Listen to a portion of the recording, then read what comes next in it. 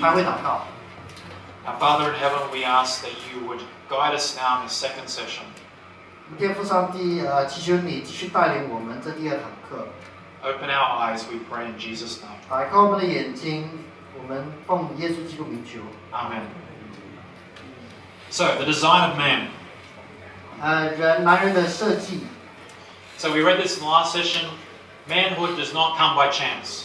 上一课我们讲了这个，就是说，男人呢其实不是偶然发生的。It's the result of the molding process of character building in the early years and youth. 其实就是在我们儿童时期和少年时期的时候，不断的在发展我们的品格，塑造品格塑造出来的成果。And a practice of the law of God in the home.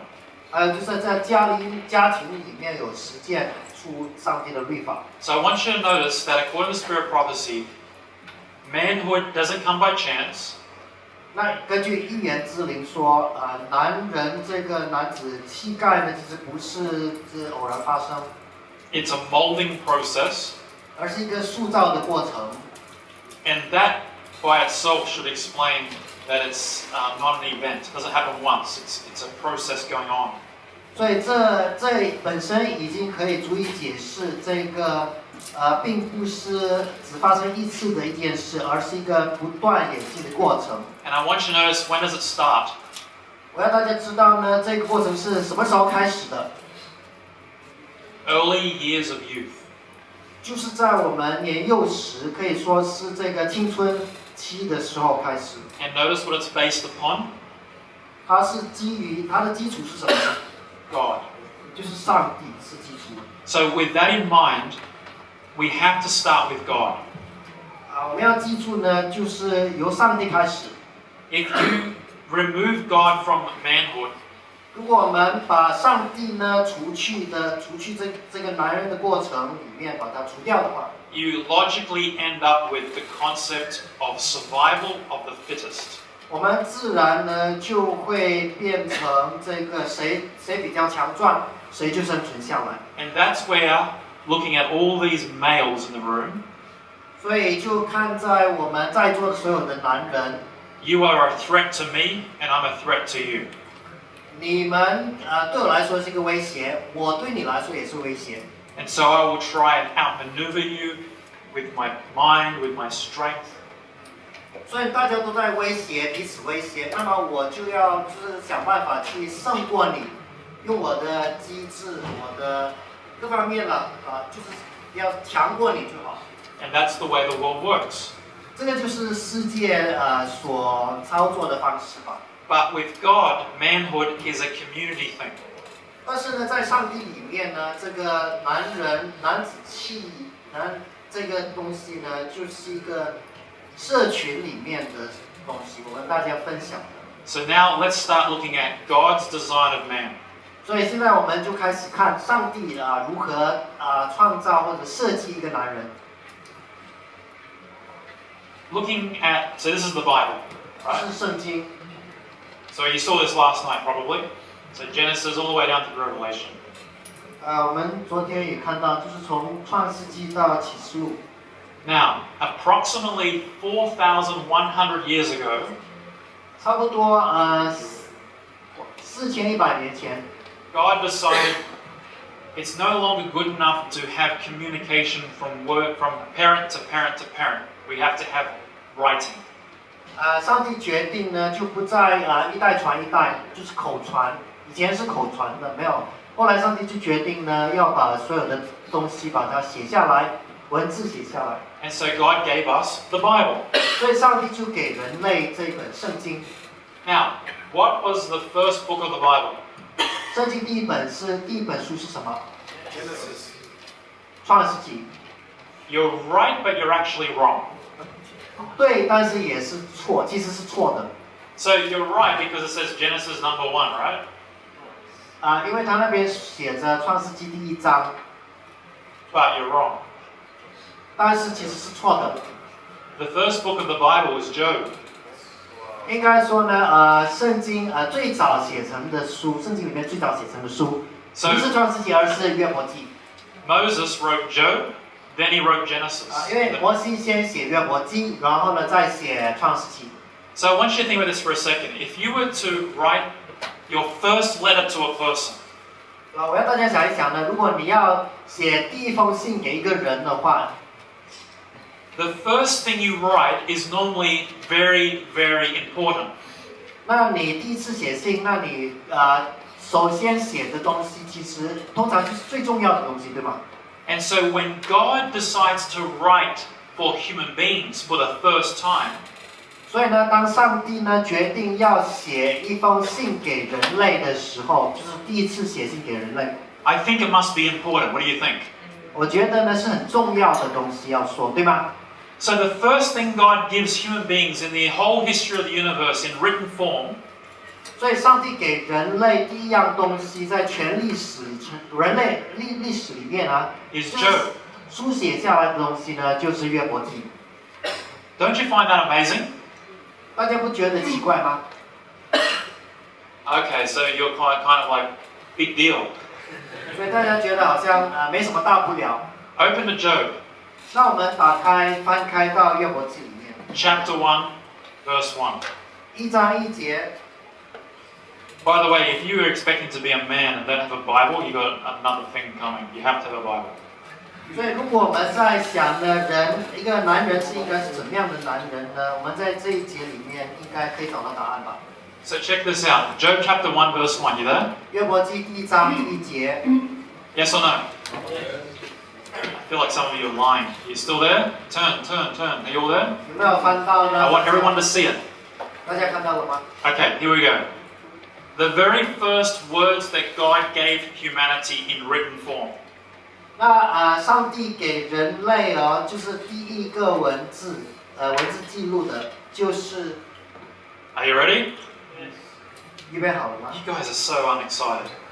大家好像缺乏兴奋。 Imagine, okay, just imagine it. Just stop for a second. Imagine. 我们暂停一下，我们再怎么想象？ Nothing has ever been written from God, ever. 那这之前呢，没有一样东西写下来的。 And now God says to you, I'm going to give you something to write for all eternity, forever and ever and ever. 那上帝呢，突然间就说：“我现在要给人类一个写下一个东西，一个文件，就是给你们到永远的。 If I were you and you were me, 如果我是你，你是我的话， we would be going, what is it? What is it? 那我们就会屏住我们的呼吸，说什么？ What's the first thing you want me to write, God? The very first thing. What is it? 上帝要给我们写下的东西，第一样东西是什么呢？ God says, are you ready?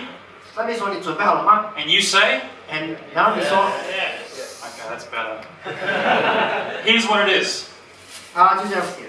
There was a man. 他说有一个人，在原文应该是男 That 人， doesn't impress you? 有一个男人，但中文他没有翻译成男人。 What's the first word in Genesis? 在 In the beginning, God created the heavens and the earth. 对创世纪的开头就是讲起初神创造天地， That's impressive, yes. 那是很奇妙，对吗？ But that's not the first thing God wants us to know. 但那其实不是上帝要我们知道的第一件事， He wants us to know that there was a man 还要我们知道呢，有一个人， whose name, in the land of Uz, whose name was Job. 有一个人呢，在乌斯地他名叫约伯。 Do you know what Job means? 你知道约伯这名字什么意思吗？ The hated, the despised, the afflicted. 被人憎恨的，被被击打的。 So the very first words God wants all of humanity to have written 所以上帝要给人类第一件书写的文件。 Yes, there was a man who was hated, he was afflicted, he was persecuted, 就 or 是一个 despised. 男人呢，是被人唾弃、被人逼迫、迫害、被击打、被憎恨。 Your life might be pretty bad right now, but it's not that bad. 你的生命可能现在觉得很糟糕，但是其实并不是那么糟糕。 It then says what? 然后他说什么呢？ And that man was perfect and upright, one that feared God and eschewed evil. 那人完全正直，敬畏神，远离恶事。 So get this. The very first thing God wants us to know as human beings, in all written, He could have chose anything to write about. This is the first thing He chose.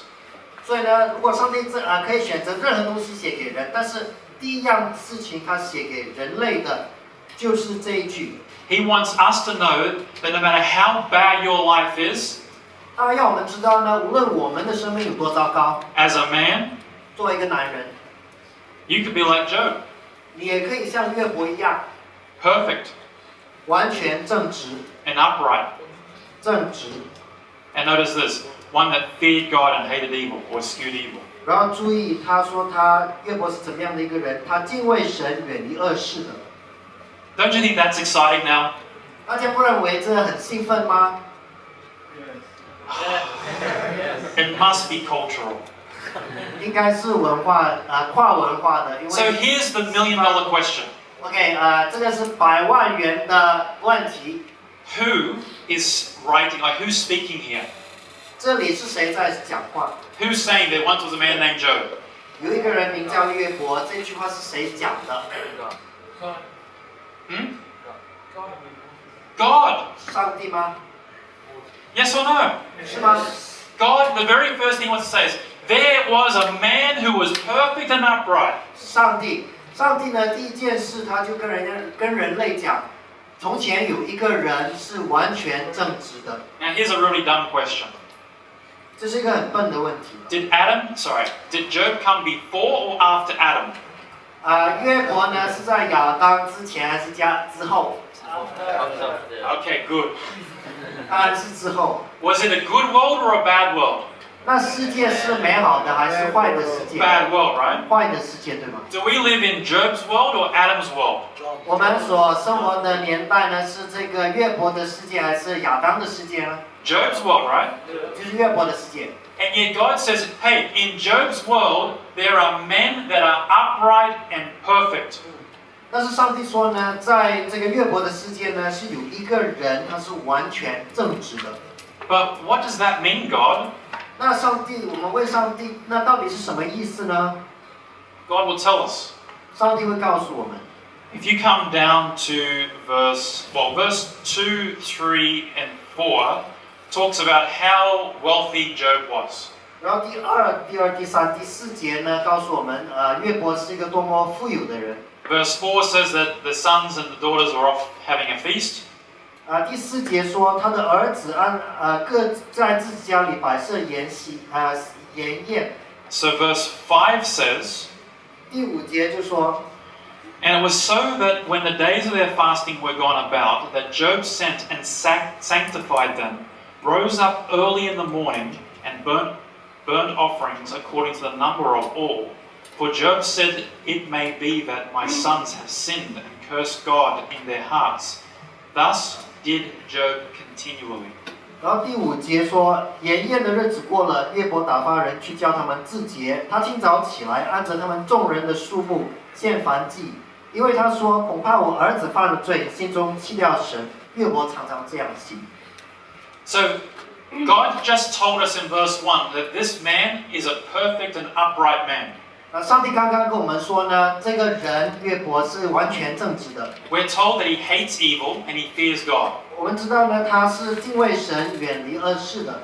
We're told that he continually intercedes as a priest for his children, for his family. 我们也知道呢，他不断常常呢就做祭司，为他儿子们献祭。 Now, would you say Job is being cautious here? 我们能不能说这个约伯在这里小心翼翼呢？ Like, has he got evidence that his sons have sinned? Yes or no? 他有没有证据显示他儿子犯了罪？ No, there's no evidence they've sinned. He's doing this just in case. 没有证据显示他儿子犯罪。他这样做呢，就是说，万一他儿子犯罪的话， That means Job is looking at the situation with his family. 那意思说呢，约伯呢在观察他家人的行为的状况。 And he says, there's a possibility something could go wrong here. 他就看到呢，有可能会有事情发生， Let me step in and let me take charge. Let me be the priest. 让我干预，掌控这个局势，让我做祭司。 And how often was this happening? 那这样的事情呢，是有多常发生的呢？ Continually or daily, some 就 translations will 是 say. 每天，对吧？ So 每 notice 天 this. 不断。 God says, hey, see this guy here? 看到这个人吗？ He is a perfect man in my sight. 上帝说呢，他在我眼中看来，他是完全正直的人。 And this guy says, why? What's so good about him? 那这边这个人就说，还有什么好？ And God says, this guy, look at how he's acting with his family. 上帝说，你看他，他对他怎么样对他的家人？ This guy accepts the responsibility that his children, his family is his responsibility. 你看他接受他家人的责任，他孩子做的事情，他就负责。 He's going to be proactive and step up and intercede on his family's behalf in case something goes wrong. 他主动出来干预他家人所做的事情，就万一他儿子犯罪，他得罪神，他就求神的原谅。 He's going to consistently, continually be like this. Not once, not twice, but that's who he is. 他是一致性的，每天不断的就这样做，并不是一次两次，因为他的性格品格就是这样。 Wouldn't you feel pretty good if that's what God said about you? 如果上帝说你是这样的人的话，你会不会觉得很光荣呢？ Would you feel good? 你觉得很光荣。 But wait, aren't we in the same world as Job? 那我们是不是跟约伯一样，在这共同的世界里面呢？ Right? Yes? 对啊，我们跟 So 约伯 Job 一样 can。do it, can't we do it? 如果约伯能做到，我们能做到吗？ Oh, that was a bit weak. 能，对吗？但是大家的答案比较弱。 God chose to start with Job because he knows that all of us are in the same boat as Job. 上帝他选择用这个约伯来开头，是因为他知道我们跟约伯在同一条船上。 And notice verse 8. 再看第8节， I assume that you know the story, okay? I'm not going to go through every verse in the story. 我假设大家都知道这个故事。 In verse 8, just skipping the first part, the devil turns to God and says, look, Job only loves you because he, verse 8 says, God's, what did I say? I'm jumping around the place here. Let me see.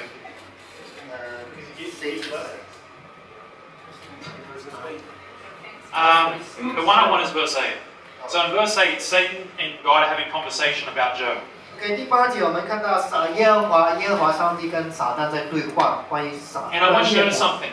When the devil looks at Job, 当这个撒旦看到约伯的时候， now who's the devil? 这个撒旦是谁呢？ He's a devil, right? 他是魔鬼啊， He's a bad guy, right? 是坏蛋。 He's the bad guy of all bad guys.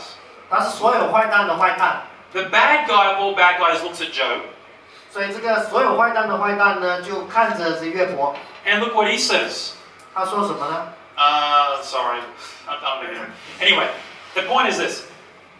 The devil looks at Job and knows that God's done something to him. There's something different about Job. That's my point.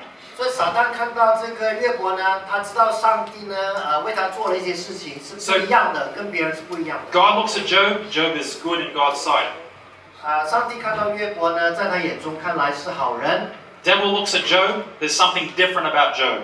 撒旦看到约伯呢，跟其他人不一样， He's not like the Canaanites. 他不像那些迦南人， Something different about him. 有一些在约伯身上有一些不同的东西。 And what does he want to do? 那撒旦要怎么做呢？ He wants him dead. 他要杀死他。 There's a famous actor. I won't tell you who he is because he's not worth watching, but he's a famous actor. 有一个很著名的演员，我不讲出他的名字来。 And he said this. He said, "You can tell a lot about a man. Okay, you can tell a lot about a man by the people who want him dead."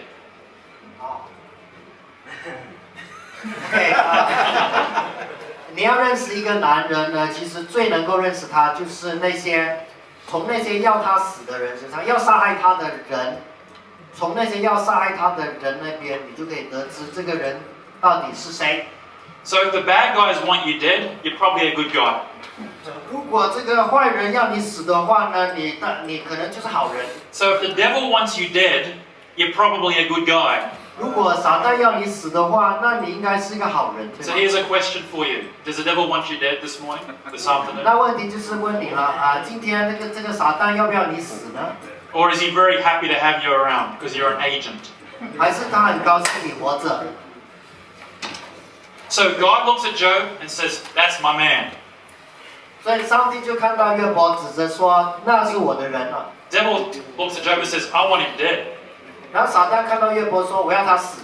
Now, you know the rest of the story. 然后我们就知道下面的故事情形。 Bad things happen, people die, money goes, bad things happen. 很多坏事情发生在这个约伯的身上，什么财物不见啦，然后人死啦，很多东西。 Verse 20 of chapter 1 says this. 然后第1章约伯记第1章的20节这样说。 Then Job arose, rent his mantle, and shaved his head, fell down upon the ground, and worshipped. 他说约伯便起来，撕裂外袍，剃了头，伏在地上下拜。 He's doing the same thing he was doing before the bad news, worshipping. 在坏事还没有发生之前呢，他所做的是一样，就是坏事之前和之后，他所做的都是一样的。 Has he been 敬拜上帝。 Has he been affected by the situation? Absolutely. He's torn his mantle, he's shaved his head, thrown dust on himself. He's mourning. 约伯有没有被这些坏事受影响呢？当然是有，因为他撕裂外袍，剃了头，他还这个披麻蒙灰，在这个哀哭。但是他所做的呢，是跟这些事情之前所做的是一样的。 And notice verse 21. 我们注意看第21节。 It says, and he said, naked came I out of my mother's womb, and naked shall I go thither. The Lord giveth, the Lord taketh away. Blessed be the name of the Lord. 他说：“我赤身出于母胎，也必赤身归回。赏赐的是耶和华，收取的也是耶和华。耶和华的名是应当颂赞的。” So here, Job is defining for us, from God's perspective, what a man is. 所以呢，在这里呢，约伯就为我们定义，在上帝的眼光看来，一个男人应该是怎么样的一个人。 Now, things get worse in chapter 2, as you know the story. 然后第2章呢，事情就越来越糟了。 And I want to just pick up the story in verse 8, chapter 2, verse 8. 我们从第8节开始看。 And he, this is Job, took potash and scraped himself withal and sat down among the ashes. 约伯就坐在炉灰中，拿瓦片刮身体。 And notice verse 9, it says, Then said his wife to him, Do you still retain your integrity? 他妻子就对他说：“你仍然持守你的纯正吗？你弃掉神死了吗？” So what does Job have? 那这个他有约伯有什么呢？ Integrity, right? We'll keep that in mind. We'll talk about that later. 纯正就是纯正，我们记住这一句。 But what does the wife then say? She says, Curse God and die. 接下来那一句我们再看，他说：“你弃掉神死了吧。” Notice what he says in verse 10. 然后约伯怎么样回答他呢？第10节， He said unto her, You speak as one of the foolish women speak. 他说：“你说话像愚顽的妇人一样。” I want you to notice he didn't say you are a foolish woman. 注意，他没有说你是一个愚顽的妇人， He had integrity. 因为他有纯正。 But he could see that what the words she was speaking, he saw straight through them that they were foolishness. 但是他 Curse God and die. 他看透了这个他妻子所说的话，他看透，其实呢就是愚顽的话、愚笨的话。愚蠢 Last part of verse 10 says, In all this did not Job sin with his lips. 然后这第10节最后一句就说，在这一切的事上，约伯并不以口犯罪。 Now, let's summarize all of that real quick. 我们再概述一下以上所说的。 The very first book of the Bible that God gives in written form is Job. 上帝所给我们第一本书就是列国记。He starts with saying there's a perfect man in a bad world. 他一开始就介绍说呢，在一个坏的世界里面，有一个人是完全正直的。He's proactive. 他主动。He's a leader. 他是一个领导。He accepts responsibility. 他也接受责任。He can perceive people's words and the intents of their hearts. 他可以洞察人心，还有他们的意念。He has integrity. 他有这个纯正的心。And he's consistent. 他也是一致的。Did you get all that? 都得到了吗？都抓到吗 Second book. 然后第二本书。In the beginning, God created the heavens and the earth. 起初神创造天地万物。Verse 26. 26节。You might want to turn there. 创世纪1章。And the Lord formed man the dust of the and the Lord God said, "Let us make man in our image."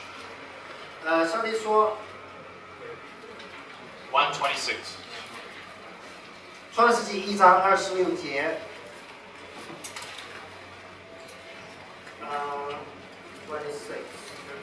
OK， 神说我们要照着我们的形象，按着我们的样式造人。So he makes a perfect world, perfect people. 他造了一个完美的世界，完美的人。Chapter 2. 第2章。Verse 7. 第7节。And the Lord God formed man of the dust of the ground and breathed into his nostrils the breath of life, and man became a living soul. 耶和华神用地上的尘土造人，将生气吹在他的鼻孔里，他就成为有灵的活人。2 books. 2本书。2 of the first books. 2本最早的书。1 book, perfect man. 一本书是说正直的人。Second book, perfect man. 第2本书也是一个完全的人。First book, bad world, imperfect world. 第1本书是诉说一个坏的世界，一个不完美的世界。Second book, perfect world. 第2本书却是诉说完美世界。Now, notice this in chapter 3. 我们再注意一下第3章。In chapter 3, you know the conversation that Eve has with the serpent. 夏娃和蛇所有的对话。And she listens. She listens to the serpent. Chapter 3. 夏娃就听了蛇的话。And I want you to notice verse 6. 看第6节。And when the woman saw that the tree was good for food, and that it was pleasant to the eyes, and the tree was desired to make one wise, she took of the fruit thereof and did eat, and gave also unto her husband with her, and he did eat. 于是女人见那棵树的果子好做食物，也悦人的眼目，且是可喜爱的，能使人有智慧，就摘下果子来吃了，又给她丈夫，她丈夫也吃了。Who's leading in this verse? Who's doing the action? 在这一节里面，谁是主角？谁是主导这个动作的 Woman, right? 是个女人。Remember in the first book there was a woman? 我们还记得第1本书有个女人吗？ What did she say? 就是那个约伯的妻子。Curse God and die, right? 她说：“你弃掉神死了吧。” How did Job respond? 那约伯怎么回答呢？ I can perceive what you are saying is foolish. 他说：“我可以洞察你所说的是愚顽的话。” But in chapter 3 of Genesis and verse 6, we don't see anything from Adam. 但是在创世纪3章6节，我们没有看到亚当说什么。Eve is handing the fruit to Adam with her, and he just takes it and eats. 亚当没有说什么，就把这个果子从夏娃的手中拿去，就这样吃了。 Now notice, you know this story very well, I'm sure, but look at very quickly at verse 10. 给我们注意一下第10节。 Adam says, I heard your voice in the garden, and I was afraid because I was naked and I hid myself. 亚当说：“我在园中听见你的声音，我就害怕，因为我赤身露体，我便藏了。” God says, as you know, he says, did you eat? 上帝就问他：“你是不是吃了？莫非你吃了我吩咐你不可吃的树上的果子吗？” Does Adam accept responsibility? 亚当有没有负起全责呢？ No. 没有， He blames somebody else, right? 他责备另外一个人，他怪另外一个人。Long story short, in the first 2 books of the Bible, you have the perfect man in God's sight. 长话短说呢，我们在第一本书就看到一个人，他是完全正直的， Job. 就是约伯。 In the second book, you have the perfect man that was created, 在第二本书，我们看到这个上帝创造了一个完美的人， but he did everything wrong that Job did right. 但是呢，他所做的这个男人所做的呢，就是跟约伯做的相反，就是凡事都做错。 Job was proactively out there interceding for his children in case they sinned. 约伯主动的为他孩子们献祭，做这个祭司的中保的责任，就万一他们犯罪。 Where's Adam? 那亚当呢，在哪里？ Is he proactively out there protecting his wife, his family? 他有没有主动出去外面保护他的家人呢？ We don't see that. 没有。 So the conclusion is that you have God presenting to us 2 ideas of manhood. 结论就是呢，上帝给了我们这2本书里面看到两种男人的概念。 Of the 2, you would think that Adam's story would be the perfect story. 在这2个男人之间，你可能会认为亚当的故事才是完美的故事。 But lucky for us, Job's story is the good story. 但是对我们来说呢，我们是幸运的一群啊，就是因为约伯的故事才是好的故事。 So I want you to notice this from the stories that we just read. 所以我们从这2则故事里面可以看到什么呢？ This is a man of God according to God's own definition. 按着上帝自己的定义呢，这个男人，这个上帝的男人。 According to Job, in that chapter 1, the very first characteristic of a man of God is that he is engaging with God in terms of go ahead. In terms of like he prayed and seeked God every day, daily. 所以我们从这个约伯记1章1节里面看到上帝呢，他的对这个男人的定义，神人的定义呢，就是说他就好像中保这样，每一天都在寻求上帝，在献祭，在祈祷。In a way, what we see in Adam is the boy. 我们在亚当身上看到的就是那个小男孩。Who did it, Adam? Oh, she did. 上帝问亚当是谁做的？亚当说是他。But with Job, we see someone going, wait. I'm going to act differently here. 但是 Thinking, maturity. 在约伯里面的故事，我们看到完全不同的画面，就是约伯他主动呢对他孩子的行为负责。Now, who is the ultimate example of manhood? 那我们看到呢，谁是最终的这个男人的一个榜样？ Jesus Christ, right? 最终当然是耶稣基督。Throughout the course of Jesus' life, what is he repeatedly doing? 在耶稣基督的整个人生之中呢，他不断在做什么呢？ Numerous times in Scripture it says that he went out early in the morning to seek time in prayer with the Father, 在 engaging with God. 圣经很多地方都提到，他呢一清早起来就上山去祷告，为他的事工祷告。The second characteristic of a man of God, according to God's own definition, 然后呢，上帝的神人就是上帝的男人，他的定义第2个定义就是 is someone that rejects being passive and is proactive. 就是拒绝被动而主动去做事的男人。Adam was passive. 在这里，亚当是被动的， He just sat back and let things roll. 他就只坐着等待事情发生。 Job was proactive. He said, I'm going to make sure nothing bad does happen. 但是约伯是主动的，他说他要确保呢没有坏事会发生。 If they sin, I've already done the sacrifice. I'll be sacrificing daily. I'm going to be proactive. 他说万一呢他儿子犯罪呢，他已经每天已经在献祭，已经为他们寻求和好。 Job didn't come home from work and say, you know what, I don't feel like doing anything. I'm playing PlayStation. 约伯没有说工作回家就说我觉得很懒惰，什么都不想做，就想坐下来玩游戏这样子。 I had a bad day. I'm going to watch Netflix tonight.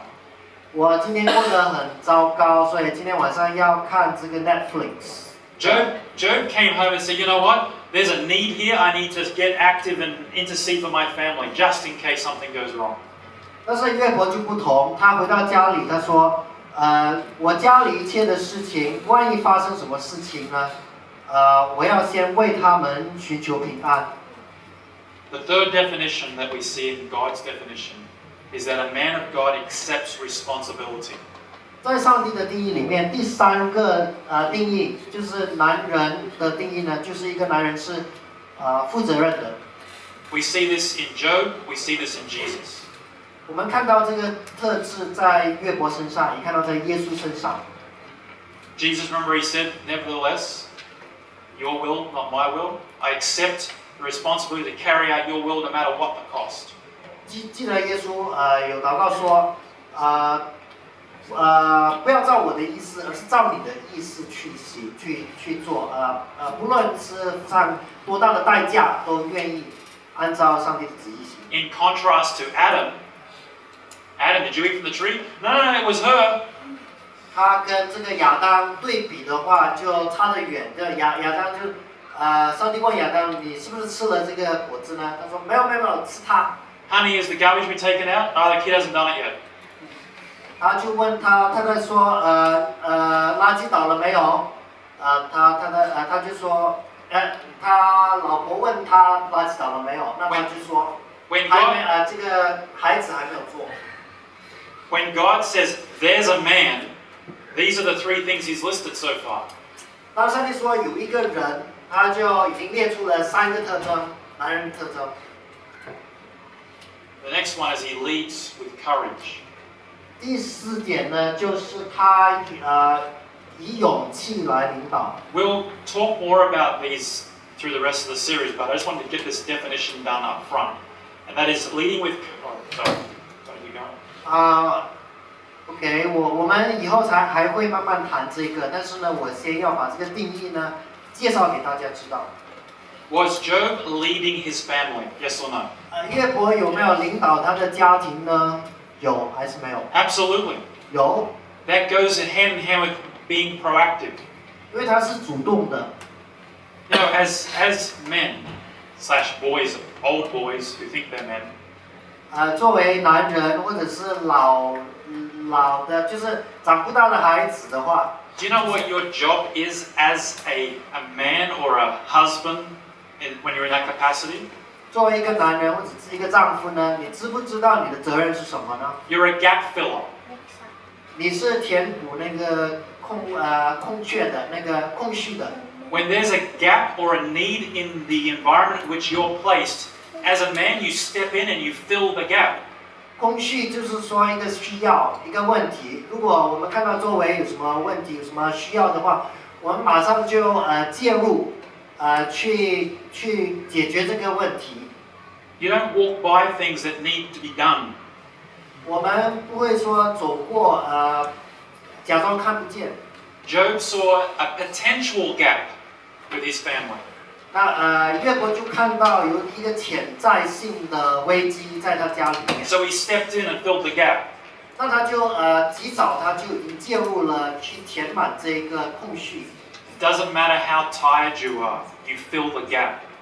不论他有多有多忙都好，他都要去做。 The fifth definition characteristic we see 那第5个特征呢？ is a man of God protects with humility, with passion and humility. 上帝的男人他就以热忱和谦卑来保护。 You have to have passion to get up every morning and offer X number of sacrifices for your family. That's passion.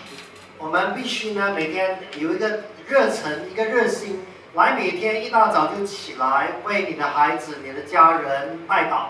Now, I wanted to say this real quick, is that none of us here have these qualities, all of them. 我很快的说，就是我们没有一个人呢拥有这所有的特征。 And you might be looking at this going, man, I am nothing like this person. 就算我也是一样，就这样人。How could I ever be all these things? 就是呢，如果要跟这个人，这个完全人相比的话，就差得远了。Well, that's why we came here. 所以呢，我们才会来参加这个讲座。 And the last one, very quickly, is consistency. 最后呢，就是一致性。 Job was consistent. 约伯是一致的，他的 The wife was very emotional when she said, "Curse God and die, let all this be over." 妻子呢，相反的就比较这个情绪化， But Job's sorry, go ahead. 就要他就是弃掉上帝死了吧。 But Job is a rock. He's consistent. He's dependable. He's going to act the way in the crisis as he was before there was a crisis. 但是约伯呢，是一个很言行一致的一个，就像一个磐石，一个坚定的坚固的磐石一样，他前后都是一致的。 Before anything went bad, he was already consistent in being a man. 在危机还没有发生之前呢，他已经是在言行上都是一致的。 When everything went wrong, he was exactly the same. He was obviously affected because of the mourning, but he was still consistent. He worshipped God still. 当危机发生了之后，他还是照样是一致性的做好他的这个责任。虽然他也是就是受到这个一定的影响，但是并没有阻止他继续做。 Most of us, as men, 我们大部分的男人嘛， when everything's going great, 当顺利的时候， we are pretty even normally. Everything's okay. 我们都比较平稳，脾气比较好。 But I tell you what, something goes wrong. 但是呢，如果有事情发生有问题呢，会怎么样？ Do you know how many fists I put through walls? 我们就会脾气就会爆发出来了，就是拳头就打过来了。 I'm not even joking. I have. 你知道我的拳头打穿几个墙壁呢？这不是讲笑话，是真的发生。 I bet you've done something crazy too. 我肯定你也做过一些疯狂的事吧？ Because we're just these little pots of testosterone and emotion that when something goes wrong, we explode. 因为我们的雄性刺激在那边，就是一直就好像滚水这样，它到了一定的这个沸腾的时候，它就会爆发出来。 But a man of God is consistent no matter what the season. 但是上帝的这个男人呢，其实是很一致的，他不管环境是好是坏，他都是一致的， As was Jesus. 就像耶稣一样。 When he was, yeah, I mean, we won't go into it. You look at Jesus' life and every one of those points, he was exactly the same thing. 我们看看耶稣的人生呢，在所有的这些特征上面呢，他都是这样。 How are we doing for time? Because I don't have a watch. 10 minutes. 10 minutes? Okay. So, looking at this concept, Jesus and Job are presenting to us today, in a world that's after Adam, what it's possible to be. 所以约伯和耶稣呢，都给我们让我们知道呢，在人犯了罪之后呢，我们作为男人可以变得怎么样？ Amen. Amen. Does it seem impossible? 是不是似乎不可能的事情？ It seems impossible to be consistently engaged with God, or consistently leading with courage, consistently protecting with passion. It seems impossible. 但是如果我们不断的跟上帝祷告，就是一致性然后呢用勇气来领导，然后有这个用热心、热忱、谦卑去保护，或者我们就是可靠的，做一个可靠的人，是可以做到的。 But that's what's so great about being a man. We love impossibilities. 做男人呢，其实就是喜欢这些去冒险，去做一些不可能的事。 If I told you, you will have everything you ever wanted if you climb Mount Kinabalu. 如果你什么都可以得到的话，就说你要爬神山， And you got to do it in your box like your underwear. No clothes, just underwear. 如果要你挑战你呢，上神山呢只穿底裤。 Look at all these guys are excited already. Because it's an adventure. It's a mission. 因为呢，这个是一个冒险嘛，是一个探险这样子的，所以大家都很兴奋。 I present before you the mission of manhood. 所以我呈现给大家这个男人的使命， It's just as exciting, even more rewarding. 也同样的兴奋，令人兴奋，但是也有带来他的这个赏赐。 Now, does it snow Mount Kinabulu? It doesn't snow? Is it cold? 神山没有 Can you 下 get 雪， frostbite? 没有下雪。 Oh, well, that's an easy challenge. If you had a real high mountain, chances are you're going to lose some fingers and some toes climbing it. In your underwear, at least. 如果很高的山的话，上面可能会冰冻啊。那我们可能如果是没有穿衣服爬上去，可能那个手指都会冰冻。 But I guarantee you, that goal is still before you. You'll keep going. 但是呢，我可以保证呢，就是如果你有一个目标，你会不断前进。 I mean, look at the amazing passion that men have. 我们看看男人所有的这些惊人的热心热忱。 When people believe that if you went far enough on the ocean, you'd fall off the planet. When people believe that, 当人相信呢，如果你跑到最远的地方去呢，你可能会掉下去这个地球的终点，地球的海角，天涯海角那边，可能你会掉下去。 what was that to? Oh yeah, Horizon. off the horizon. Some crazy guy called Christopher Columbus said, "I'm going." 但是呢，有一个疯狂的人叫哥伦布，他说他是探险家。 I mean, man will go to the highest mountain on earth, the lowest sea, 很多男人他爬上喜马拉雅山最高的这珠穆朗玛峰，然后也下到最深的海里面去。 jump out of the highest aircraft, 他们在飞机上跳下来，跳伞， cross the longest, widest, hottest desert. 越过最广大、最热的沙漠， For what? 为了什么？ Because it's there to be done. It's a mission to accomplish. 就是因为这件事情存在啊，这个使命就在那边。 Imagine if you had that sort of passion for this mission behind you, behind me now on the screen. 所以你想象，如果你有同样的热心呢，要追求这些目标的话， Remember Moody's friend, the statement I showed you at the beginning? 还记得刚才有之前提过这个目的所讲的话。 The world has not yet seen what a man fully consecrated is capable of doing. 这世界还没有看见呢。如果一个男人他完全献身给上帝的话，他能成就什么？ What's your name? Yeah, your name. Obi? Obi-Wan Kenobi? Imagine if Obi changed the course of history on this planet. 想象如果这个我们的朋友欧比，他改变了世界的历史， Can he? 他可以改变历史吗？ Is it possible for this one guy here, how old are you? Like 18, 19, 22? You've got good skin.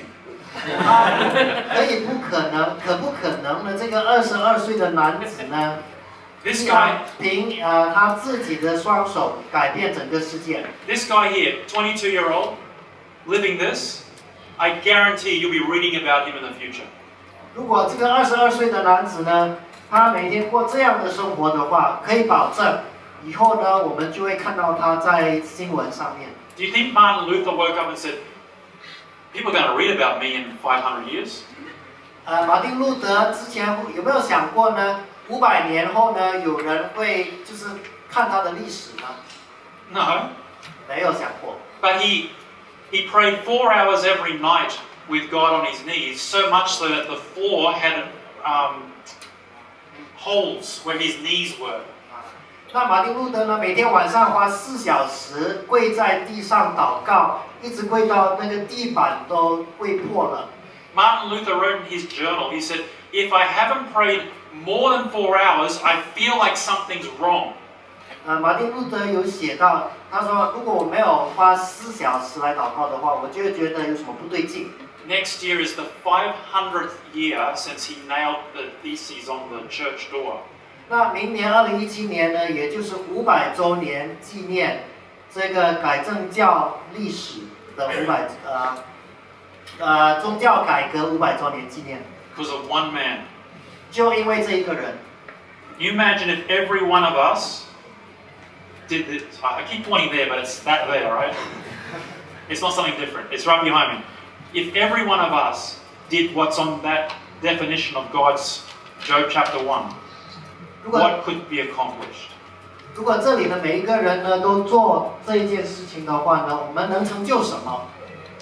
I tell you what, it's a spine-tingling thing to think about. 是一个我们想到呢都会鸡皮疙瘩的。 When you get up in the morning, look in the mirror, you go, I'm a nobody. Who am I? 你早上起来看镜子的时候，你会说我是谁？都不重要的人物吧。 I hate my job.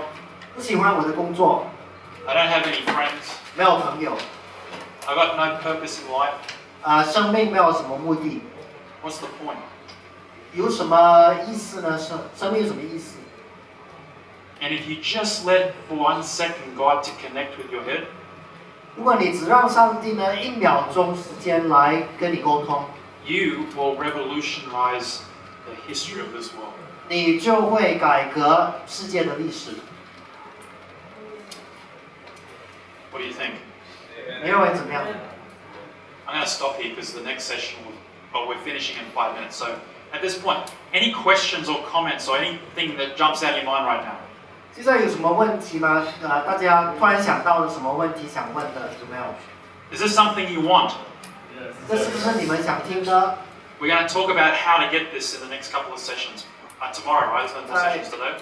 明天、后天我们将继续再研讨一下这个怎么样达到这些目的。 This man can talk to God.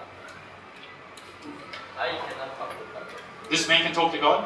I mean, he can communicate with God directly. Why can't we? So, okay. I talking. Yep. But it seems like one-way communication. Oh, okay. So, okay, I understand your question now. 那他问的问题就是岳伯呢可以面对面跟上帝交谈，有就是对答，但是我们可以祷告，但是好像是单向的，上帝没有回答我们。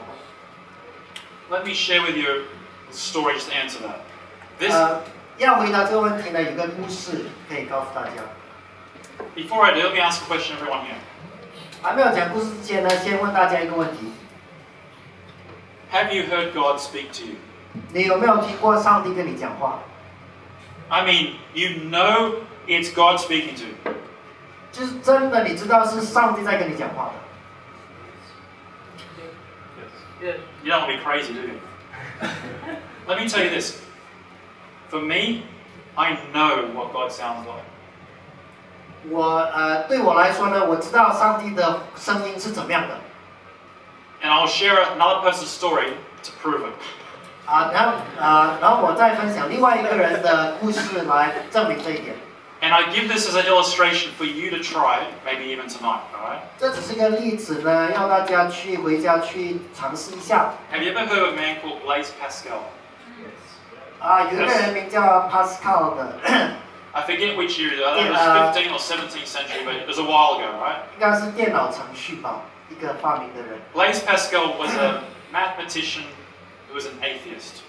他是数学家，然后他是无神论者， He did not believe in God, right? I think that's the definition of 不 atheist. 相信有神。 Long story short, go read his story. He's got a great story. You can read about him online. But the short version is this. One day he started reading the Bible. 我们简短的说呢，就是有一天他开始读圣经， And he thought the stories were interesting. They were kind of exciting, but they were stories. 他认为故事呢，还不错，蛮有趣的，但是呢，只不过是故事而已。 So he read somewhere in the Bible where it says, when you pray, you should pray in your closet. 他读到圣经说，当你祷告的时候呢，你要进入你的房间祷告，对吗？ So he said, okay, I'm going to pray in my closet, like wardrobe, you know, wardrobe, right? Okay. Yeah, but it means room. Okay, so Small room. 很小的房间啦，因为呢，在英文里面翻译成这个柜子衣柜衣橱啊。那因为我们的中文是翻译房间，在房间祷告，但是呢，英文是翻译成衣橱里面，所以他就进入他的衣橱里面去祷告。Okay, so he's in the room. He's got a very small room. He's kneeling. 他就跪下来， And this is what he says to himself. He says, I am not coming out of here until God has revealed himself to me. 他说我要等到上帝呢向我彰显他自己。那如果他没有彰显，我就不出来。 Because he said, either he's real or he's not. 所以上帝是真的还是假的，我们就看吧。 So he gets into his closet, the small room, and starts praying. 他就进入他的衣橱，就开始祷告。 He comes out of his room and he writes in his journal, like 6:30, praying, nothing. 他出来的时候就写在他的日记上面讲，说6:30我祷告出来之后呢，都没有什么事情发生。 Short version is every couple of hours he comes back out, writes in his journal. That's how we know that he's been praying, nothing. 每2个小时他就从衣橱里面出来，都没有什么发生，他就写下来，所以我们流传到今天，我们才知道他的祷告。 Then there's one last entry, 然后最后他写什么呢？ and this is what he writes.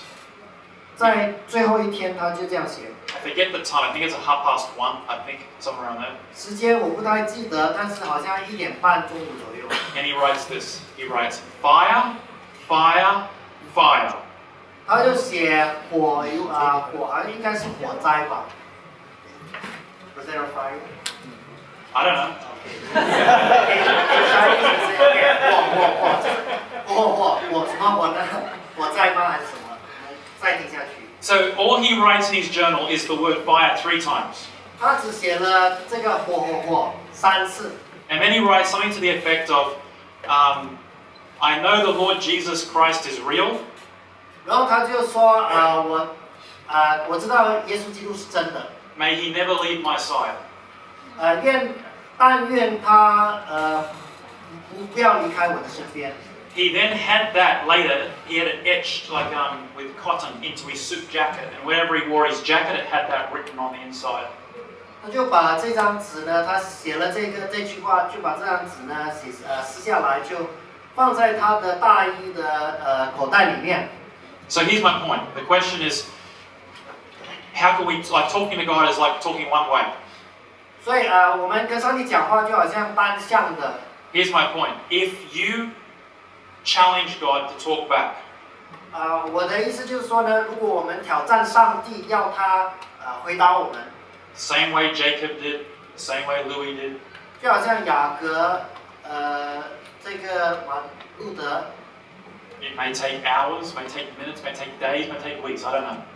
或者他可能会花很长时间，我们不知道。 But you will have an experience. 但是呢，确定的就是你将会得到一个经验。 Now, for Louis, he wrote fire, fire, fire. 这个卢以这个人呢，就是刚才那个躲在衣柜里面祷告的，他就写了火。 For me, I'm not going to say it's fire, fire, fire. 如果是我就不会这样写，我就不会写火。 For me, knowledge, comfort, peace. 我会写呢知识、安慰、平安。 Now, why do I use his story to illustrate my story? I'll tell you why. 为什么我用他的故事来讲我的故事呢？现在就告诉你。 And I appreciate that we're all mature. 我也很感恩呢，大家都很成熟这里。 If you have ever been intimate with a woman, 如果你曾经跟一个女人发生关系， there is no way to explain what that's like. 是无法形容，那种经历其实是无法形容的。 Nor should you try to explain it.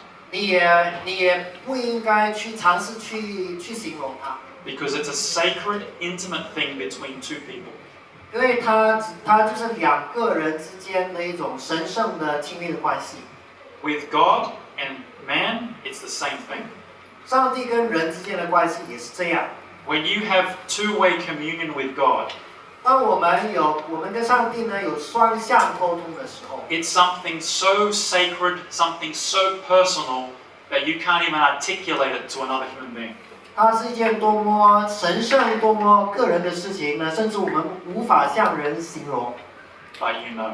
但是你自己亲身知道。 And if you have never felt like, wow, yeah, I know what you're talking about, then perhaps you need to go into the closet like Louis. 如果你觉得我知道你在讲什么，你可能就是要进入衣柜，藏在柜子里面祷告了。And simply pray, I'm not leaving here until you reveal yourself to me. 那你就要继续不断的祷告，求上帝呢，彰显给你看，直到他彰显你才能离开这个衣柜。So it's possible. 所以我说是可能的。 We can talk about that more another time, but we've been given the signal to end. I'll end now. We'll have any questions if you want after. All right. So let's have a word of prayer. 现在我们来结束，我们做一个祷告。 Our Father in heaven, we thank you for the book of Job. 父啊，我们感谢你赐给我们约伯记。 We thank you that there is a standard before us as men that is possible to obtain. 感谢你呢，你赐给我们的标准，人是有可能可以达到的。 We desire to be this man of God that you have described. 我们也愿意成为你所要我们、你所形容的这个人。 Bless us as we continue our journey. 我们祈求你继续与我们同在。 Impress upon our minds and hearts your truth. 将你的真理写在我们心上。 We ask this in Jesus' name. 祷告奉主耶稣名求。 Amen.